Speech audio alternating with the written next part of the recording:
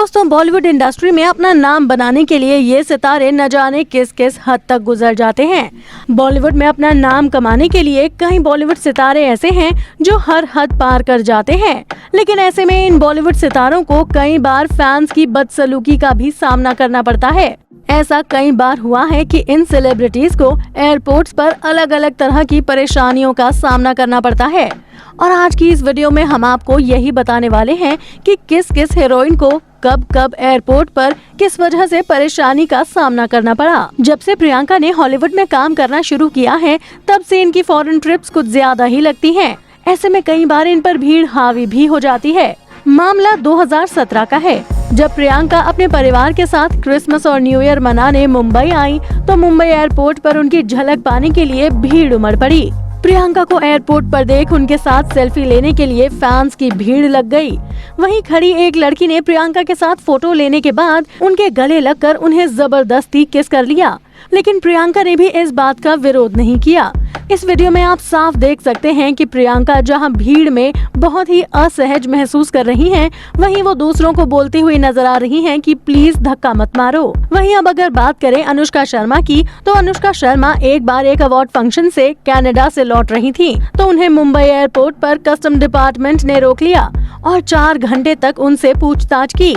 हुआ कुछ यूं कि अनुष्का के सामान को स्कैन करते हुए कस्टम ऑफिसर को ये शक हुआ कि ये कुछ बहुत ही ज्यादा भारी कीमती सामान लेकर जा रही हैं, जिस पर कस्टम डिपार्टमेंट वालों ने अनुष्का से पूछताछ शुरू कर ली। तलाशी लेने पर पता चला कि अनुष्का के बैग में 45 लाख की भारी ज्वेलरी थी और जिनमें से 2 अंगूठियां अलग से थीं जो 9 लाख रुपए की थीं। ऐसे में अनुष्का ने कहा कि ये जेवरात उन्होंने इंडिया से ही खरीदे हैं और कनाडा जाते समय उन्होंने इन्हें डिक्लेयर भी किया था, लेकिन फिर भी 4 घंटे की लंबी पूछताछ के दौरान अनुष्का को बहुत कुछ सहना पड़ा।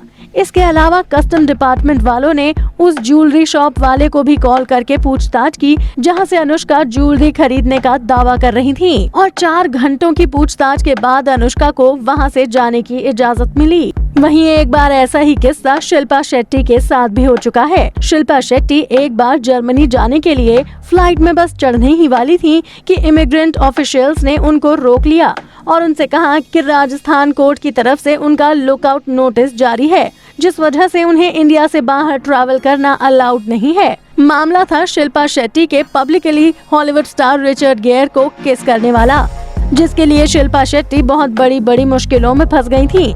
लेकिन ये मामला सुप्रीम कोर्ट में ही रफा दफा हो चुका था और शिल्पा को क्लीन चिट भी मिल चुकी थी, लेकिन उसकी जानकारी एयरपोर्ट के इमिग्रेंट ऑफिशियल्स को नहीं थी, जिस वजह से काफी देर तक उन्हें मनाने के बाद शिल्पा जर्मनी की उस फ्लाइट में चढ़ पाई। वहीं सिर्फ इंडियन स्टार्स को ही एयरपोर्ट पर इस तरह का बर्ताव झेलना पड़ता है, ऐसा नहीं है। इस लिस्ट में पाकिस्तानी एक्ट्रेस सबा कमर भी शामिल है।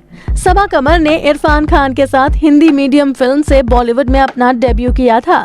सबा कमर भी इस बात को कह चुकी हैं कि पाकिस्तानी आर्टिस्ट होने की वजह से उन्हें एयरपोर्ट पर बहुत सारी मुश्किलों का सामना करना पड़ता है। उनको इस तरीके से चेक किया जाता है जैसे कि वो कोई टेररिस्ट हो। उनके साथ कई बार ऐसा हो चुका है।